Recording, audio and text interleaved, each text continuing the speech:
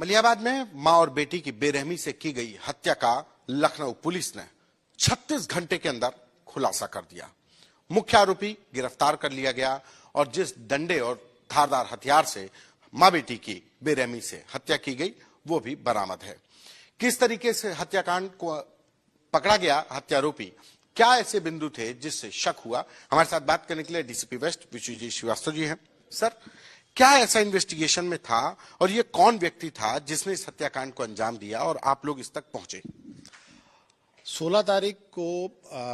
मलियाबाद थाने पर सूचना प्राप्त हुई कि ईसापुर के ग्राम प्रधान ने सूचना दी कि यहाँ पर माँ बेटी का जो जिनका नाम गीता है और उसकी बेटी उसका जो है वो मर्डर हो गया है। इस सूचना पर तत्काल इंस्पेक्टर मलियाबाद, एसीपी मलियाबाद और फोरेंसिक की टीम और अन्य अधिकारीगण वहाँ मौके पर पहुंचे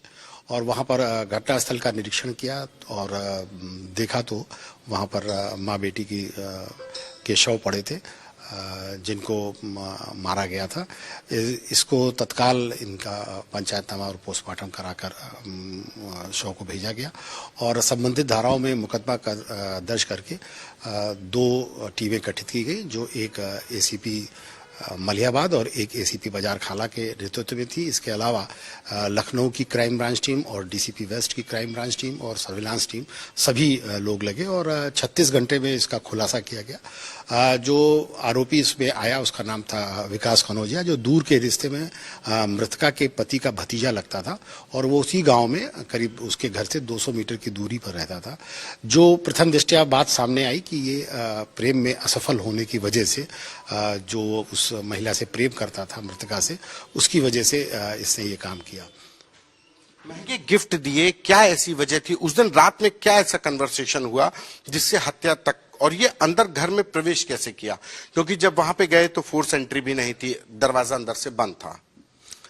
इसके बारे में मैं बताना चाहूंगा कि जो सर्विलांस सेल ने जानकारी प्राप्त की कि इसके मोबाइल फोन में जो था, ये करीब 11 महीने में 1600 कॉल इस महिला के साथ की गई थी। इससे पुलिस ने उसको गिरफ्तार किया और जब पूछताछ की तो उसने ये बताया कि हमारा लॉकडाउन के दौरान से टेलीफोन से संपर्क हुआ और उसके बाद हम लोगों का घर भी आना जाना था और हम लोगों के बड़े ही अतरंग संबंध थे। चूंकि मृतका का पति बाहर रहता था तो ये अक्सर वो घर भी आ जाता था। इस बात को लेकर उसने ये भी बताया कि मैं करीब पिछले 20 दिन से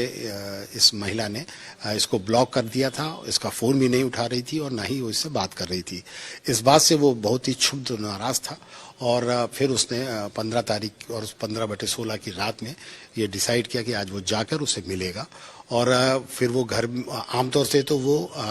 मुख्य दरवाजे से जाता था, लेकिन चूंकि महिला उससे बात नहीं कर रही थी तो इस वजह से वो पीछे से दरवाजे से गया और वहाँ पर एक बिजली का खंभा था जो गांव में सीमेंट का होता है, उसके सहारे से चढ़कर ये अंदर गया और वहाँ पर इसने ये जानता था कि महिला अंदर दरवाज़ा बंद करके सो रही है और ये दरवाज़ा ये जानने पर कि मैं आया हूँ तो नहीं खोलेगी, तो उसने वहाँ किचन के कुछ बर्तन गिराए जिससे महिला को ये एहसास हो कि कोई जानवर आया है। तो इस बात से महिला ने वास्तव में दरवाज़ा खोला और खोलने के बाद जैसे ये मिला तो फिर इसने पूरी बात की और बात करने के बाद इसी दौरान वो उसका कुछ मान गुस्से में आया और गुस्से में आकर उसने वहीं पड़े हुए एक डंडे से पहले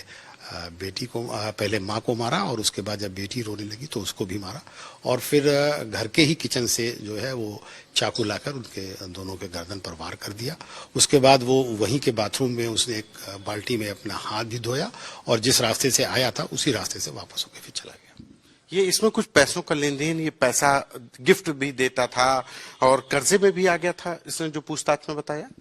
आरोपी ने पूछताछ में ये बताया कि बीच में 2023 में इसके चाचा ने इसको कुवैत जो है वो नौकरी के लिए बुलाया था, जिसमें इसके 3-4 लाख रुपए खर्च थे जो इसके चाचा ने खर्च किए थे और वो चाचा के ऊपर उधारी थे। और इसके अलावा ये एक छोटी नौकरी दुकान पे करता था, उस दुकान पे इसको बहुत कम पैसे मिलते थे। इसका ये भी कहना था कि मैं जब उस महिला से मिलने जाता था तो वो उसकी तमाम तरह की फरमाइश हुआ करती थी और कभी कोई सामान लाओ, कभी कोई गिफ्ट लाओ। इस बात से लेकर और घर के खर्चे को उठा के लेकर ये काफ़ी तनाव में था और फिर बाद में इसने इस तरह का कृत्य किया। ये डीसीपी वेस्ट, जिन्होंने 36 घंटे में उनकी टीम ने, जिसमें एसीपी मलिहाबाद, एसीपी बाजार खाला की टीम समेत 5 टीमें लगाई गई और 36 घंटे के अंदर इस 2 हत्याकांड का लखनऊ पुलिस ने खुलासा कर दिया। कैमरा पर्सन संदीप के साथ संतोष कुमार, आज तक।